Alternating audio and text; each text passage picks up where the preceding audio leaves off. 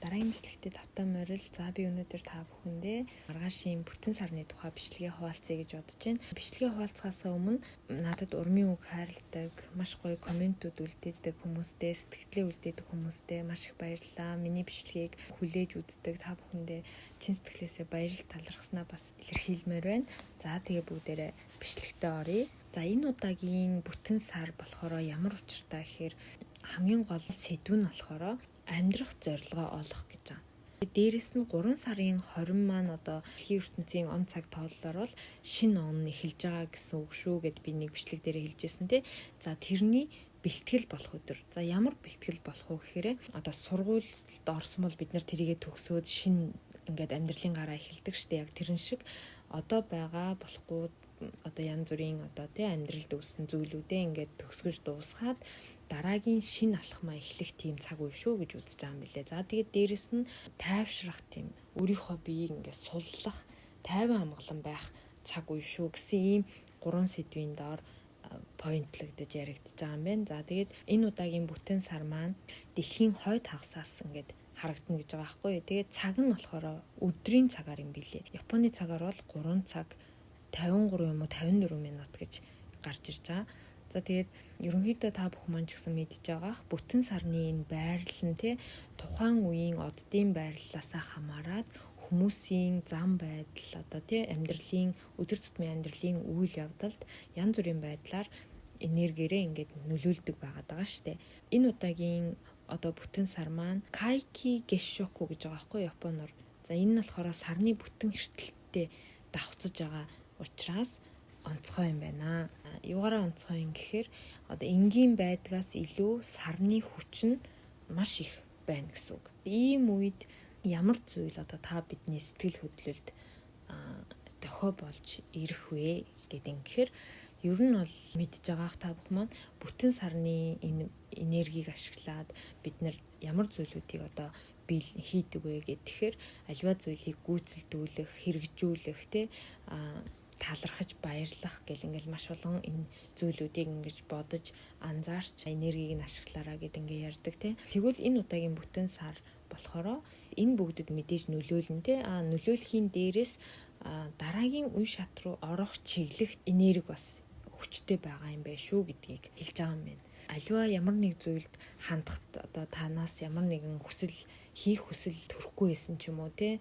Ингээд нэг тийм жоохон хойрогших маягтай залхуураад исэн бол энэ одоо бүтэн сарны үеэр ямар нэгэн байдлаар өөрчлөлт бас мэдрэгдэж магадгүй үнэхээр мэдрэгдэхгүй байх юм бол өөрийгөө бас жоохон тий өөртөө мотивац өгөөд ямар нэгэн зүйлийг бас хийж эхлүүлээрэ гэж хэлж байгаа байхгүй юу. Мөн дээрэс нь болохоор өнгөрсөн давсан ямар нэгэн шарах сорив тий шаналл одоо хэцүү зүйл байгаа бол тэрийгэ илааршуулж, аль болох тайвшруулж, өөрийгөө хайрлаж, уучлж аргадаарэ гэж байгаа мөн ингэж талархаж өгөөрөө тий.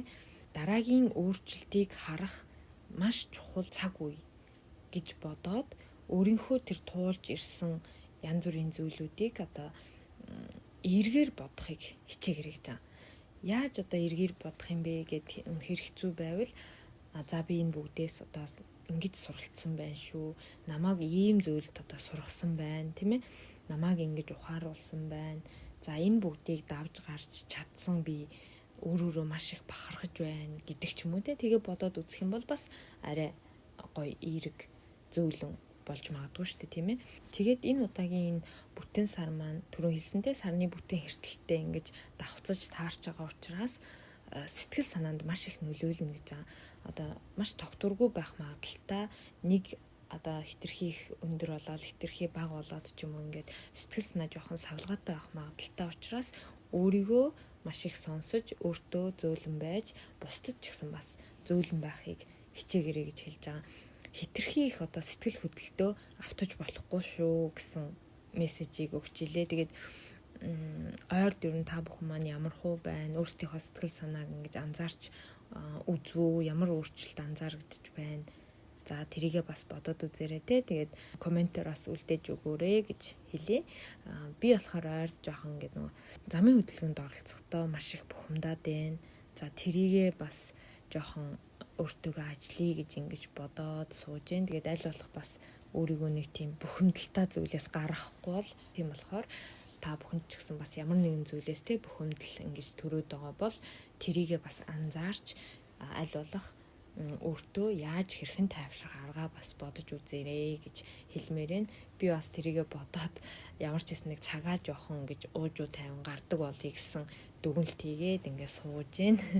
Энэ одоо сарны энергийн үеэр ямар нэгэн байдлаар ингээд зөрчилдөх, маргалдах асуудлууд ч гэсэн гарах магадaltaй учраас аль болох те бусдын янз бүрийн асуудалд хит орохгүй байх дээр анхаараараа.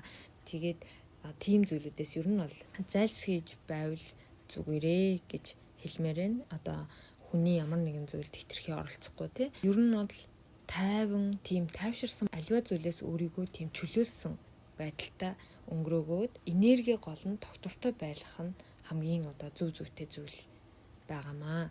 За тэгээд 3 сарын 20 гээд дэлхийн ертөнцийн тоолоор нөгөө шинэ жил, шинэ өдөр нь эхэлж байгаа гэж үзээд энэ бүтэн сарны үеэр ямар нэг зүйлийг дуусгах, төгсгөх ёстой бол төгсөх ч юм уу те. Тэгээд 3 сарын 20-ноос шинэ бүхний эхлэлийг тавьж шинэ зүйл эхлүүлэгч гэдэг юм уу. Нэг тийм уялдаа холбоотой энерги явагдаад байгаа. Одоо ингээд та бүх маань юу чухал вэ гэдээ ингээд бодоод үзээрэй. Та ингээд бодоход л сэтгэл хэцүү болдог ч юм уу те.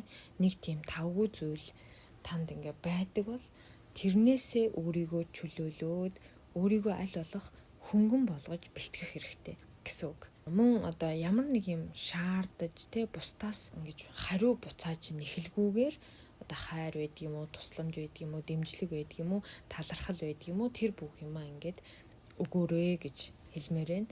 Тэгээд өөрөө хиймээр байгаа бол хийж өг.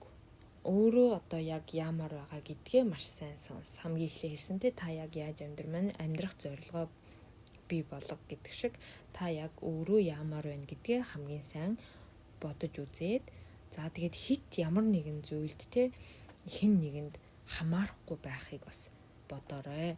За тэгээд юуг төгсгөж юуг дуусгах вэ гэдгээ бас те хүн бүр дотроо тунгааж бодоод үзээрэй.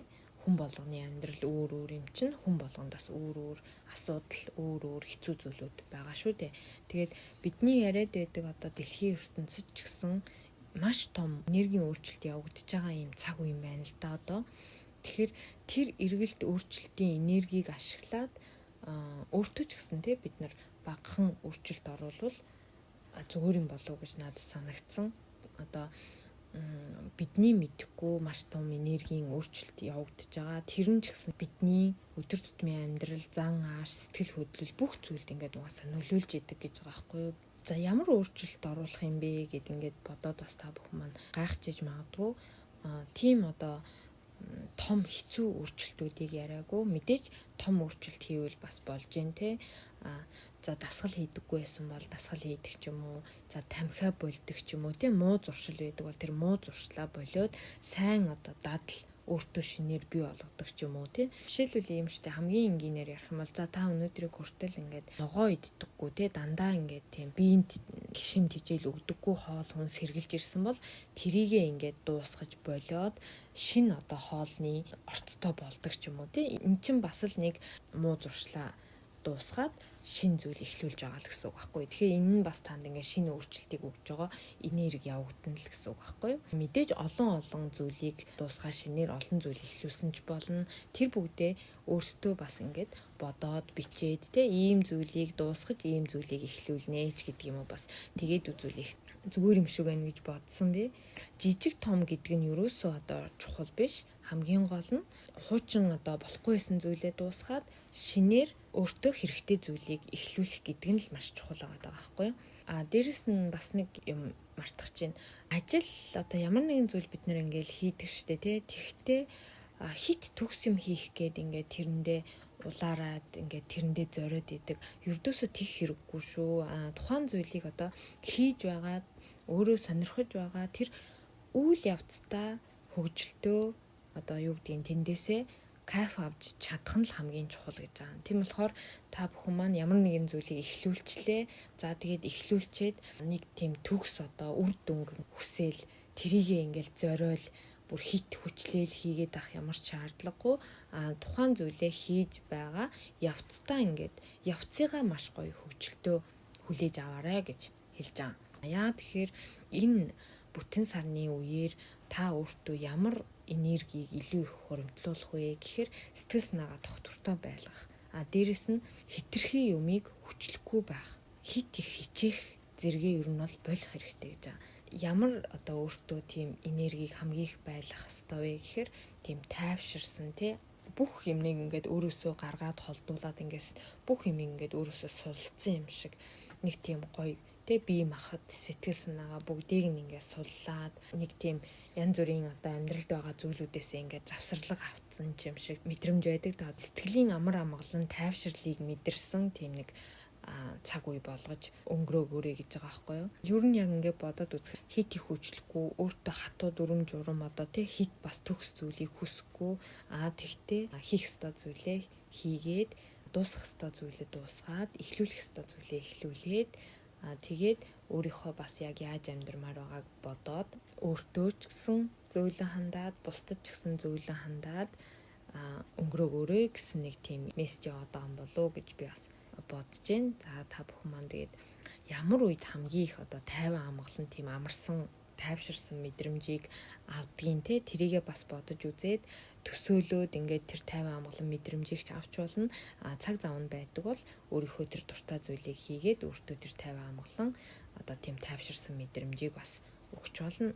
Ер нь бол аль нь ч хийж болно. Гол нь одоо тэр тайвширсан, тэр амарсан, өөрийгөө альва зүйлээс ингээс гоё сулсан энергитэй энэ өдрүүдийг бас өнгөрөөгөөрэй гэж хэлмээр байна. Тэгээд дээрэс нь та бүхэн маань ус сайн уугаарай. Яагаад тэгэхээр ус ер нь бол хүний биеийг ингээд цэвэршүүлж идэг одоо цэвэршүүлэх одоо үйл ажиллагааг дэмжиж идэг учраас аль болох ус сайн уугаад өнгөрөөгөөрэй гэж хэлмээр байна. За тэгээд бичлэгийг маань энэ хүртэл сонссон та бүхэндээ маш их баярлалаа. Дараагийнхаа бичлэгээр дахин уулзцгаая.